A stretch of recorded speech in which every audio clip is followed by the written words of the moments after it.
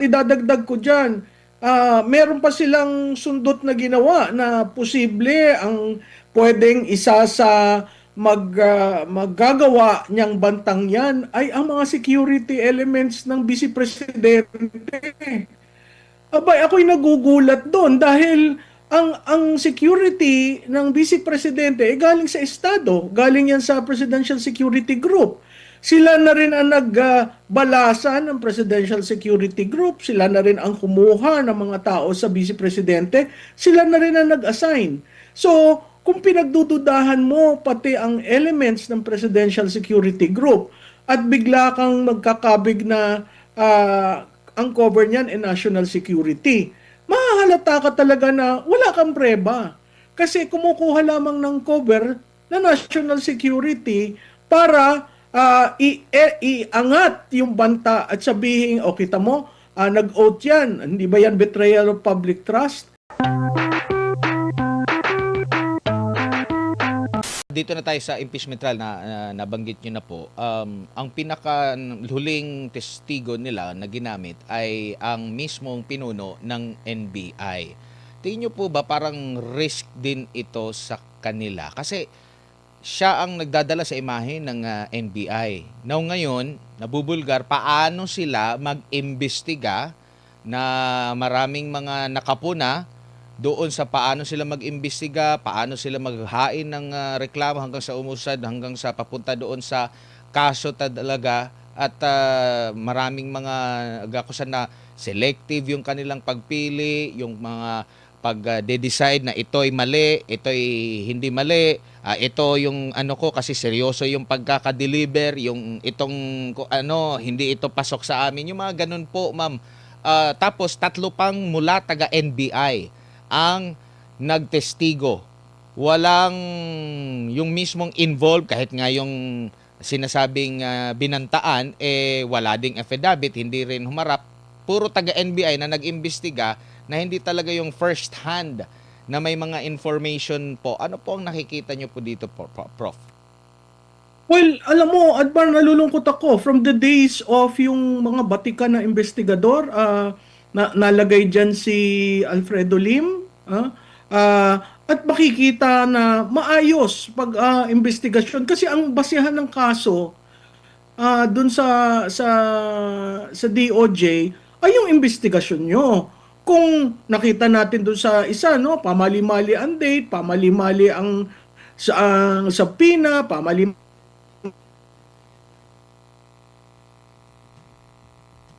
mali ang affidavit, anong sasabihin na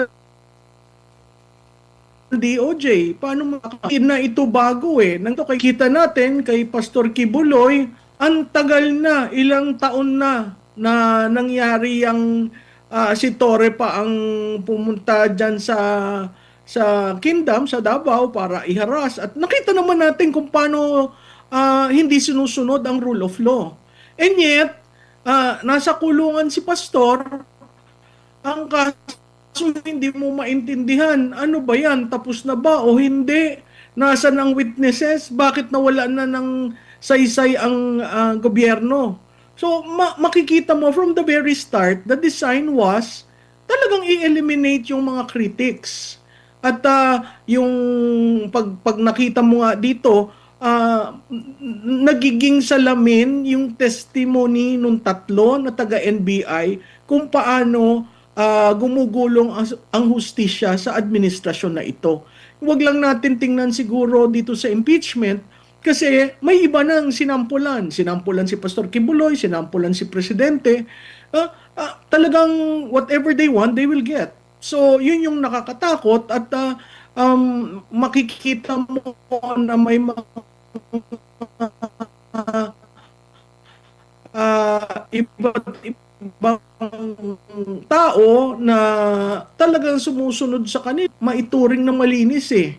Kasi lahat may baho. At kung titingnan mo sa politika, sinong tatayo para sa'yo? Kung ikaw nagganansya, no? Nagganansya ka, allocable, nagganansya ka sa insertion. So maraming mga problemang ganyan na pag tiningnan mo yung tatlong individuals sa individuals, may problema talaga sa investigation. Opo. Ma'am, kabilang din po sa parang naging highlights, no? Kasi nagamit, habang kasing nag-oral argument yung prosekusyon at depensa sa katauhan ni Congressman Jokno, at na-highlight doon na hindi confidential. Ito yung patungkol doon sa mga financial records na gusto nila ipasumpina. Hindi na confidential yung katotohanan. No, ngayon, nagamit itong mga salitang ito habang kino-cross-examine itong si NBI Director Melvin Matibag. Nakita ba talaga dito na may selective justice silang ginawa? Kasi pagdating dito, nabanggit nga ng depensa na so hindi ka naniniwala sa hindi confidential ang katotohanan. So sa future nakikita mo na magagamit itong mga bawat salita na ito na nakuha sa mga unang trial days sa hinaharap po ng mga articles of impeachment na tatalakayin po, Prof.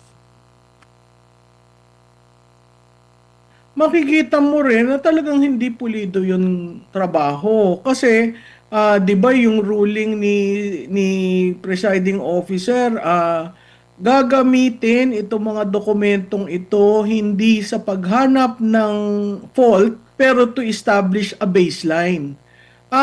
Nung unang binabasa ni Senator Escudero yung ruling niya, napapailing ako kasi sabi ko, bakit inalaw? Bakit inalaw hanggang vice president, vice mayor? So 20 years yan. Bakit inalaw yung sa AMLA, etc., etc. Pero pag binasa mo at nabasa ko yung desisyon niya kanina lamang, parang indictment sa prosecution yun eh.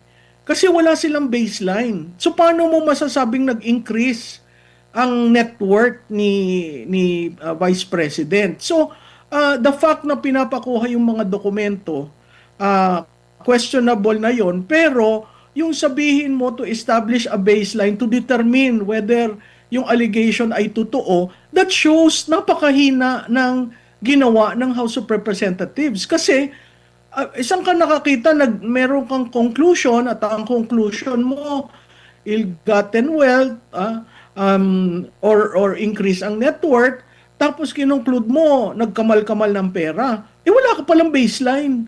'Di ba? So kung titingnan mo, parang ginagawa ng Senado yung trabaho ng House of Representatives na dapat yun naman mag-rule ang chair na out of order na immediately i-dismiss mo because wala kang proof. 'Di ba? Ang sabi nga, ang burden of proof is with the prosecution. Kung wala kang proof to prove your allegation, why are you going on a fishing expedition? Yun lang yung issue ko doon sa ruling ni Senator Escudero kasi clearly the baseline was not established. Opo. Ma'am, doon po sa parang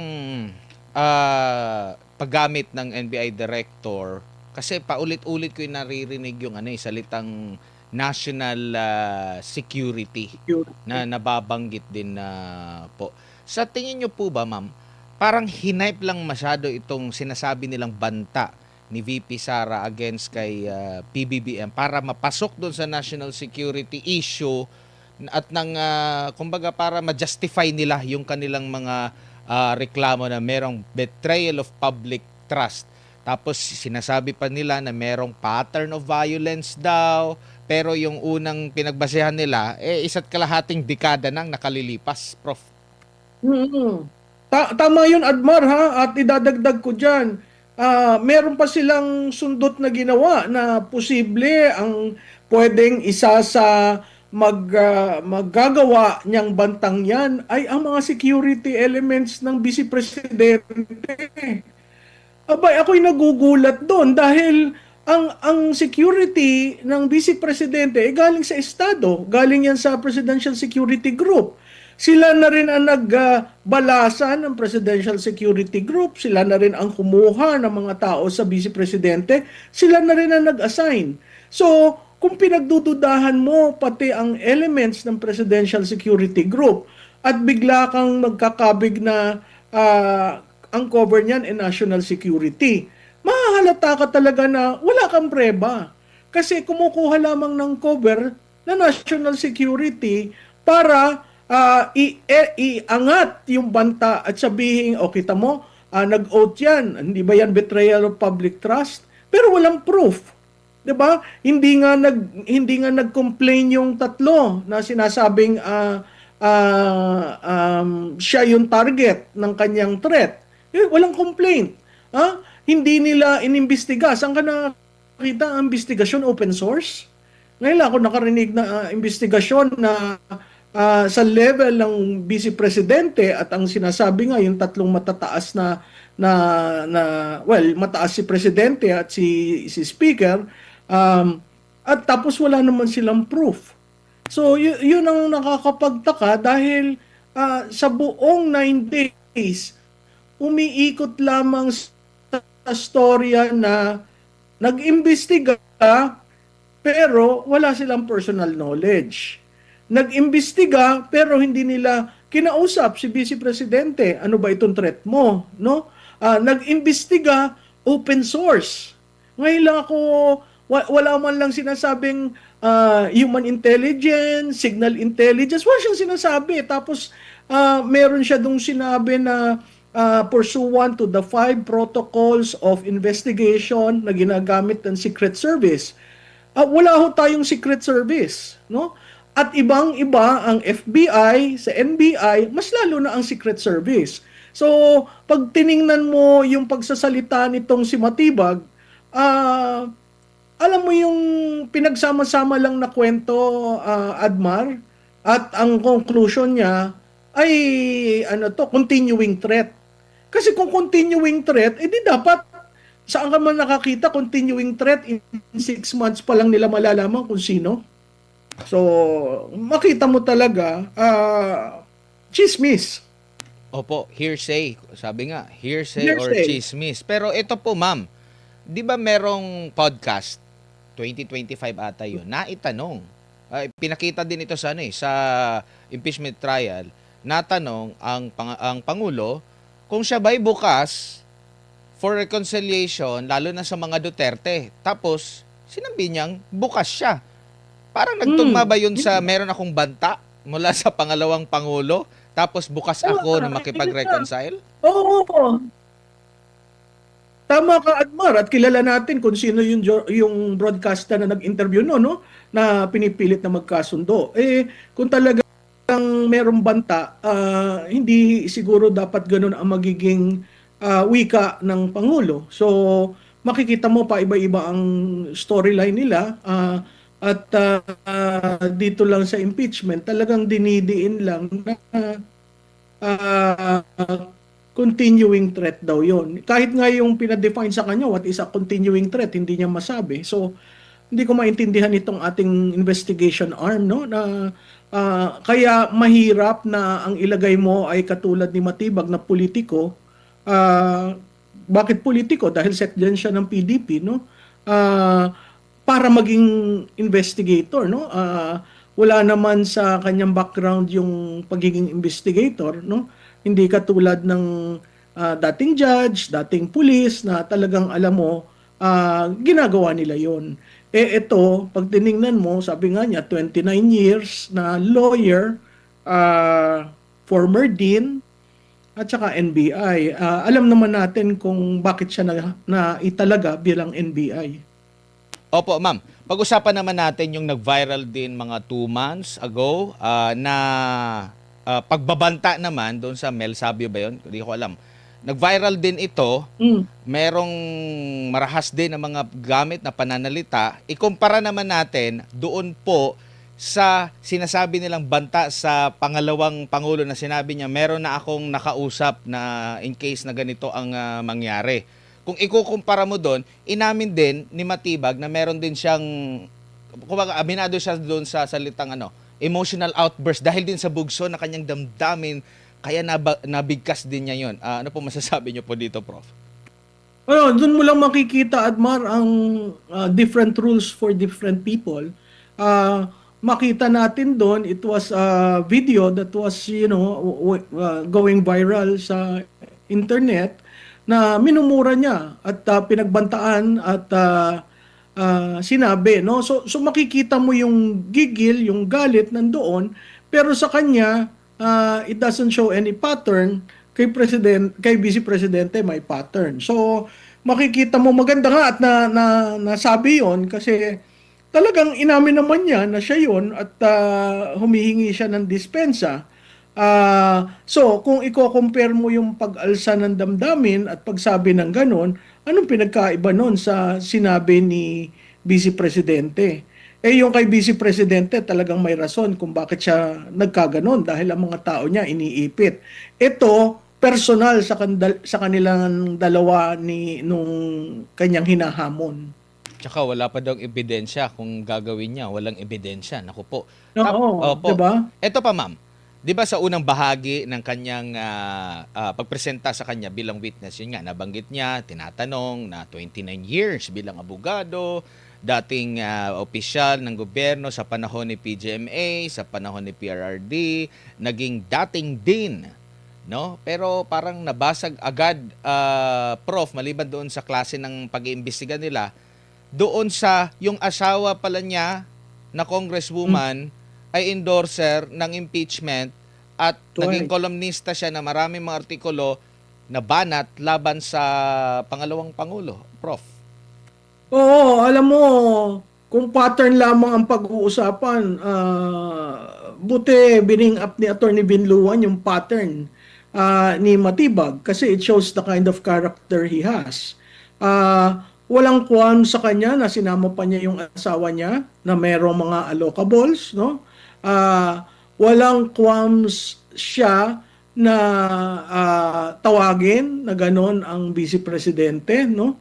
At kung titingnan mo bakit yan tinawag, siguro tingnan nyo na lang at tanungin nyo kung anong nangyari nung nasa PDP laban siya. So makikita mo na personal ang issue ni Matibag kay BP Sara, the fact na hindi ka naman sinabina at sinabi mong ikaw ay may training na pupuntahan and yet after 2 days, nandiyan ka. Why are you there? Because it's part of the propaganda to spin the issue on the character of the Vice President. Wala naman siyang sinabing evidence, no? Kaya nga parate ang sinasabi natin, ano ba ang probative value ng testimony ng tatlo? Yung una, no personal knowledge. Yung pangalawa, ang daming mali-mali sa form, no? Tapos pag tinanong, no personal knowledge. Ito, si Matibag, ganun din. Tatlong sunod-sunod na sinabi niya, no, no, no. So, what is the proof? Kung yan ang pinakamalakas na charge as claimed by the prosecution, certainly, hindi yan nakaapekto sa taong bayan na nanood. Kasi makikita mo naman ang reaksyon nila sa bawat sinasabi.